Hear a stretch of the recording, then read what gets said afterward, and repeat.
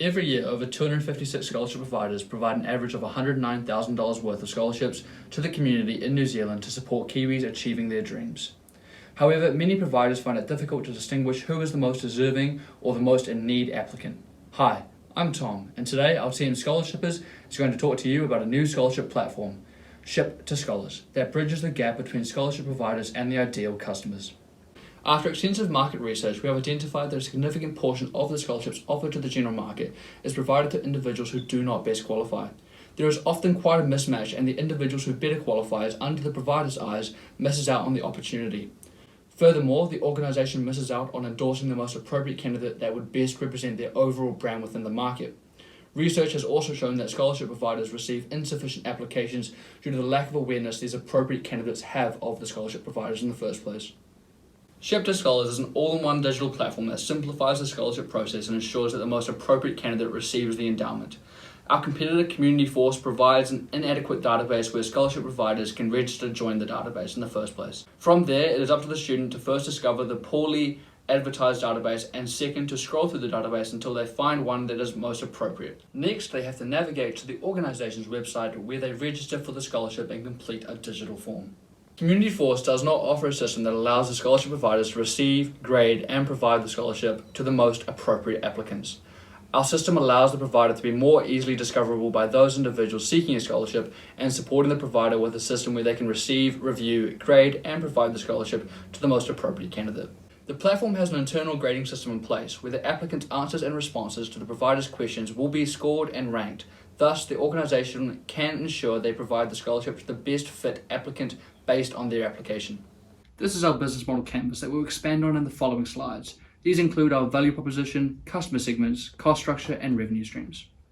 Our customer segment is scholarship providers who provide scholarships to the general public. This includes organisations, foundations, charities, school, ministries, and tertiary institutions. As evident through our TAM, SAM and SOM calculations, we have identified our market size. There are 256 prospective customers we could obtain, but our ideal target for the first 24-month period is 34 clients. This should be more than enough business to get the opportunity on its feet and running. The target market we have identified has huge potential because of the continuous need for scholarships, as well as an increasing amount of organisations willing to provide scholarships. Scholarships help out those in ways many could only dream of, so to be able to give the ability to organisations to provide those will be extremely beneficial. Ship to Scholars' value proposition is centred around its all-in-one digital platform. As seen on the business model canvas, our value proposition is twofold, but today we are looking at the benefit to the provider. Our scholarship platform helps providers who want to provide scholarships to the community by offering a simplified process to assess applications, saving time and cost whilst improving product quality. Ultimately, this enables providers to achieve their vision of helping the wider community to achieve their dreams. Ship to Scholars' key partners include Xero for internal accounting, Adapt Technologies for server storage, and Sandfield as a potential development partner. Given it is a startup, the key resources are quite simple at this stage and include JavaScript as the coding language, servers, databases, and networks. We would look to expand these resources once the startup gets going. Regarding the sales cycle, we initially planned on delivering and communicating to our potential customers simultaneously through 3 critical marketing methods. The first one being email marketing campaigns, the second one being our attendance at relevant expos and or events, and the final one being Google AdWords campaigning. Through email marketing, we are effectively able to send the product and or concept to the potential customers, also making them aware of the potential opportunity. Additionally, a successful email marketing campaign is likely to engage and gain traction towards our target market. In addition, it is also a cost-effective form of marketing, which is an ideal situation for us as a startup company.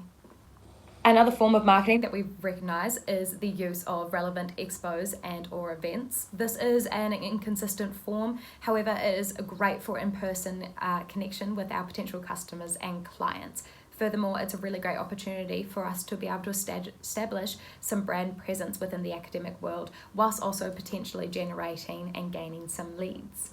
Our final form of marketing is the use of Google AdWords. Now, this is an incredibly effective form of marketing because the customers would be doing their own research and find themselves typing in relevant keywords such as scholarships and therefore be presented with our product. However, this is an expensive form of marketing and therefore as a startup we most likely like to avoid using. However, we do recognise that it's an effective form. Given our risk-adverse approach, we estimate that it will take approximately 3 to 4 months before we can successfully convert these into our first sale.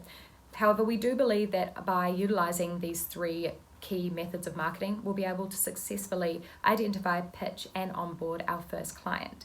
Our philosophy is based on the ideology of momentum, and that we'll plan to leverage the onboarding of our first client in order to convince others. We have estimated our market size to be around 227 scholarship providers. In the first year, we're expected to achieve only 7.5% of our target market size in revenue, which we are hoping to increase to 15% in year 2. As you can see on the slides, we are charging a license fee based on the value of the scholarship provided. We are assuming that 1/3 of the clients will be in the $20,000 and $49,000 range, providing a revenue of $11,000 per client. The second third of clients fit the $50,000 and $79,000 range, providing a revenue of $14,000 per client. Lastly, we expect the final third of clients to fall under the $80,000 to $109,000 range, providing a revenue of $18,000. Cost-wise, we have an initial setup cost in year 1 of $80,000 to set up the servers required, followed by another setup cost in year 2 of $32,000. To start off, we're planning to have 2 staff members with each a $50,000 salary. We are also going to incur a $1,760 development cost per provider for the development of their Access portal. Based on our revenue model, we expect our initial profit figure to be a loss of $38,500, rising to a profit of $196,000 by year 2. Based on our forecasting, we observe 130.2%, 94.4%, and 74.4% increase in profit from year 2 to year 5 respectively. These consistent increases are mainly due to our forecasted increase in market share, resulting in exponential growth in revenue streams. Also, the fees charged for the service provided has the potential to increase at a maximum of 10% per annum to accommodate for our expected internal growth. Although we do observe steady increase in costs from an initial value of $305,000 to a year 5 value of $586,000. The increase in costs is primarily due to the additional onboarding costs that we will incur, assuming we obtain our projected market growth. We will also need to hire a 3rd staff member in year 3, followed by a 4th staff member in year 5, at the same salary of $50,000, to ensure we have sufficient resources to assist our growth.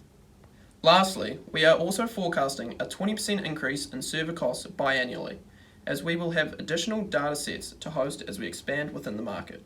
Over the 5 years, we have valued our business at $2.06 million, which was determined from the times revenue method. This valuation is based on 2 times the average revenue streams of $997,000 over the 5 years. This is why we're requesting $155,000 for 7.5% of the business. Based on our expected sales, we anticipate an annualized return on investment of 7.8%. Furthermore, from this forecasted growth, we expect an investment gain of $71,000, which is 45.8% total return on investment on your investment over the 5-year period. And that concludes our presentation. Thank you for watching.